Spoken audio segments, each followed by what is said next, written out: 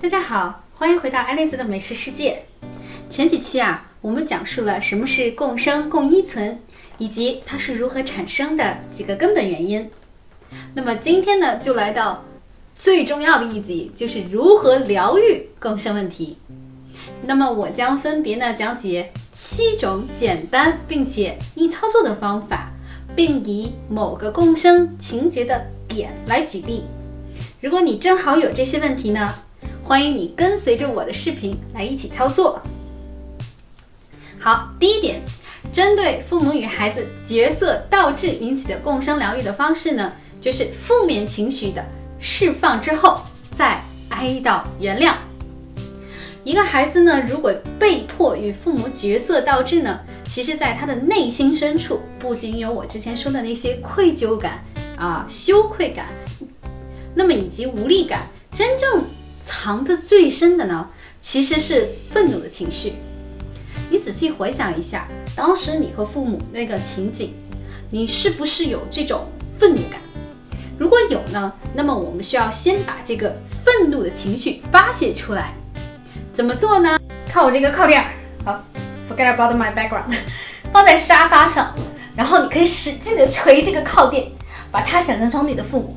然后呢，把你内心积压已久的那些愤怒的情绪还有想诅咒的话呢，都说出来，一边捶一边哭诉出来你那些委屈和愤怒。等我们释放掉这些愤怒的情绪之后呢，我们就可以对这段伤痛进行哀悼并且原谅了。告诉自己，这些不是你的错，你没有因为自己淘气而让父母生病，也不是因为你不够好，所以父母才会离婚，更不是因为你不好，所以你才无法解救自己的父母等等。在这个时候，你是真正的受害者，你内心受到的真正的创伤。只有当内心把所有的负面情绪发泄掉，才可以恢复平静。这个时候就可以去哀悼并且原谅他们了。这个原谅并不一定是你非要从父母口中听到他们对你的道歉，只是你释放了内心的悲痛和愤怒，将责任归于那些应该负责任的人，也就是你的父母。真正的解放就能降临了，你就可以从你有毒的父母的控制下解放自己了。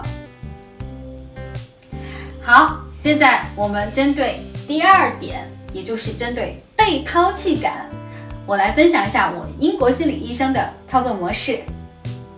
我先声明，就是呢，每个心理医生呢，其实在帮助你疗愈之前呢，会和你先建立起一个彼此信赖的关系，然后再根据你的个人经历给予疗愈。所以我的这个疗愈方式可能只适用于和我有类似经历的人但是如果你的童年创伤有很多非常严重的这种创伤，比如包括性侵、乱伦、身体虐待等等，那么我还是建议你找一个你可以信赖的专业的心理医生来为你进行疗愈。好，那现在呢我开始分享我这个疗愈的部分的经历，你可以和我一起来操作试试看。首先请你准备2把椅子，那其实这个地方呢，就是疗愈我们的内在小孩。我这个地方呢比较挤，所以我就先把一把凳子，我们就叫它椅子 A， 然后这个沙发这块就叫椅子 B， 好吗？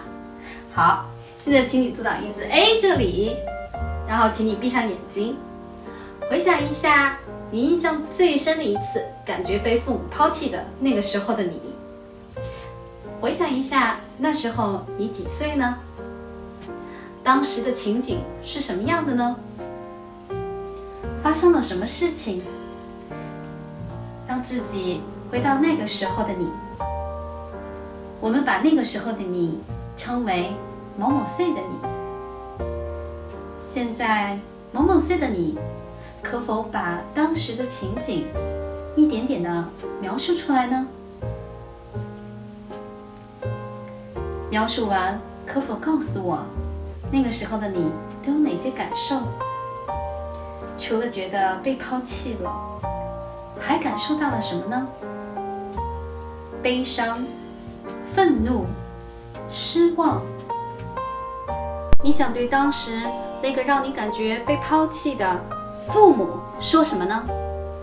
请都一一说出来，或者喊出来吧。好，现在请慢慢的睁开眼睛，并坐到椅子壁这里。回到现在这个年龄的你，你有什么话想对那个时候的自己说呢？你想怎么安慰他呢？你会抛弃他吗？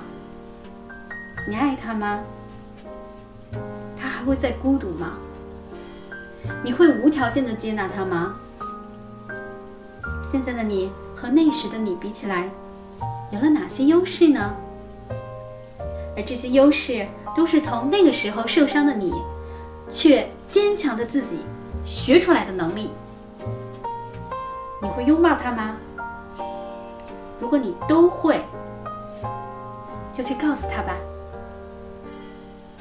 告诉他，你永远不会抛弃他，你会爱他，你不会让他再承受任何的孤独，因为你会永远的在他身边陪伴他。如果他感觉到孤独寂寞了，甚至又觉得你抛弃他的时候，你随时都会回到他的身边陪伴他，因为你爱他。请给他一个拥抱吧。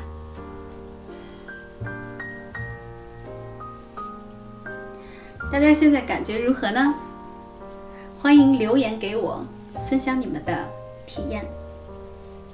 好，我要补充一点，就是当你疗愈好自己的内在小孩的时候呢，这个1个星期之后一定要再回顾一下，看看你们内在小孩的情况，这是很重要的一点。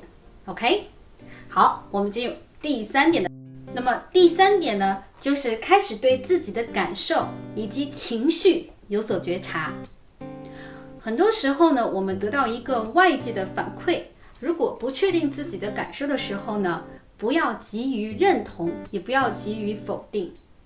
不知道自己感受的时候呢，不如先去忙别的，然后给自己时间冷静思考一下，让那种情绪慢慢自己呈现出来，然后感受它。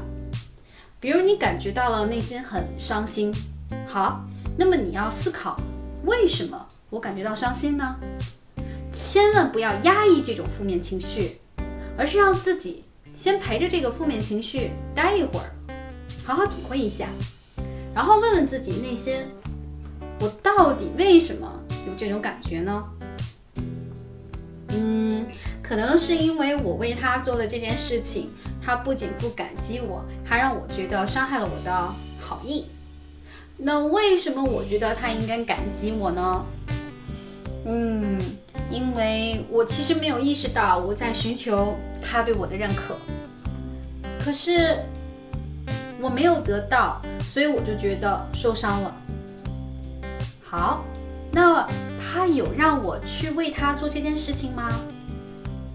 没有哦，是我自己主动要去做的哦。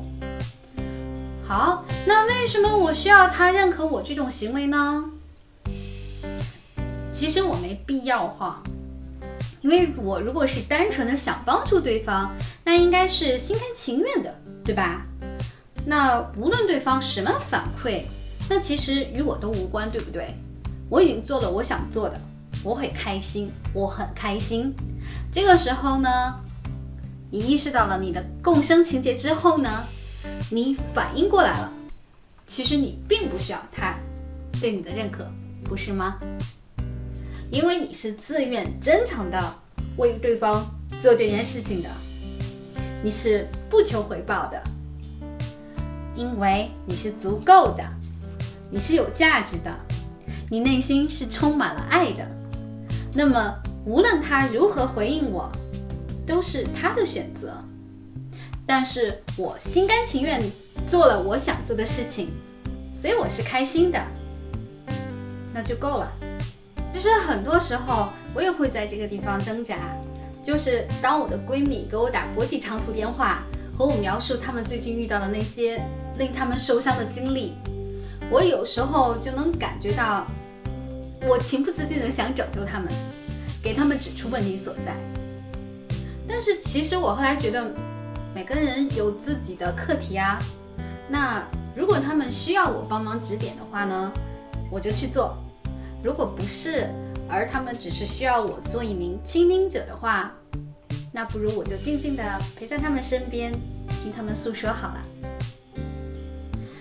其实如果一个人真的迷茫，想做出改变的时候呢，他们也是有自己的智慧去做出改变的，不是吗？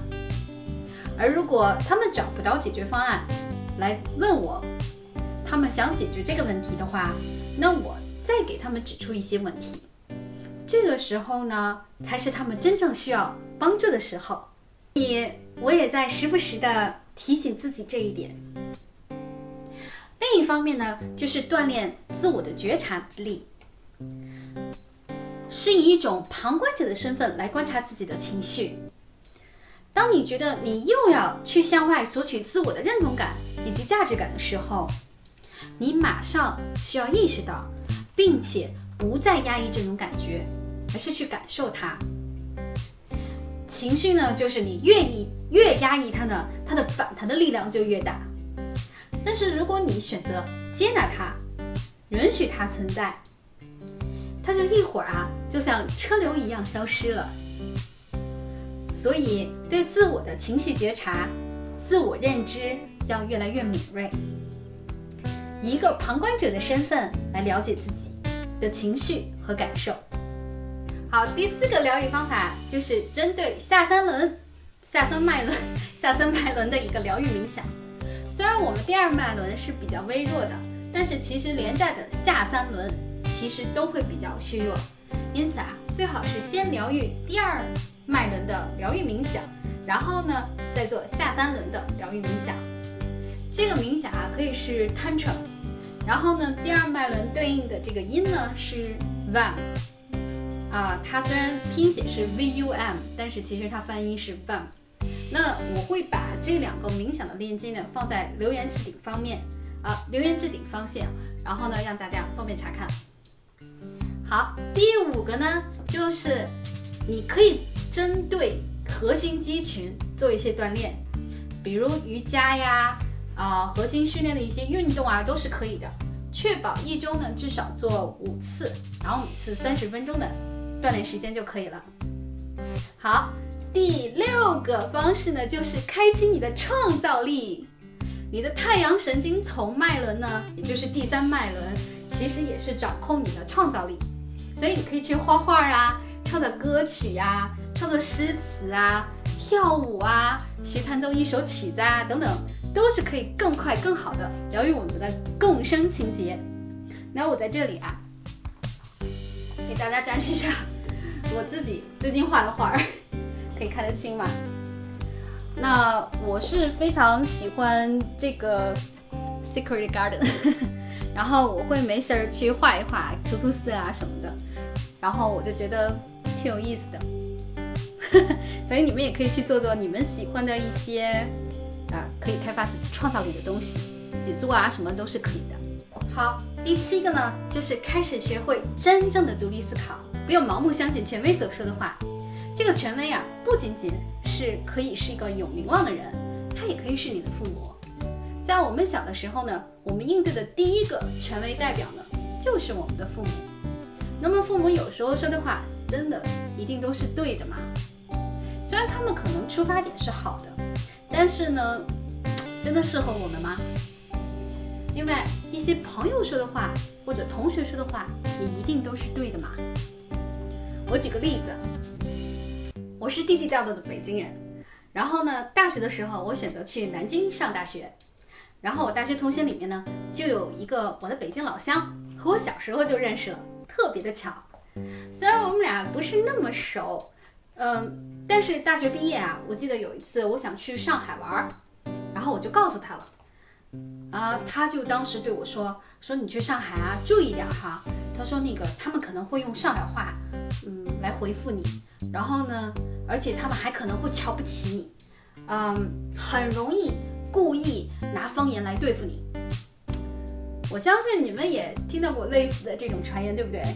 好多人都说北京人和上海人就是不合，互相瞧不起啊，什么对吧？我当时听了就愣了，你知道吗？因为我没想到上海人是这样的。毕竟大学里面有上海的女生，也不是没有虽然不多吧，但是我觉得她们还挺好的。可是听他这么一说我就有点心里不踏实了，有点纠结，到底要不要去上海玩后来呢，我决定还是要去的。万一并不是像他说的那样，怎么办呢？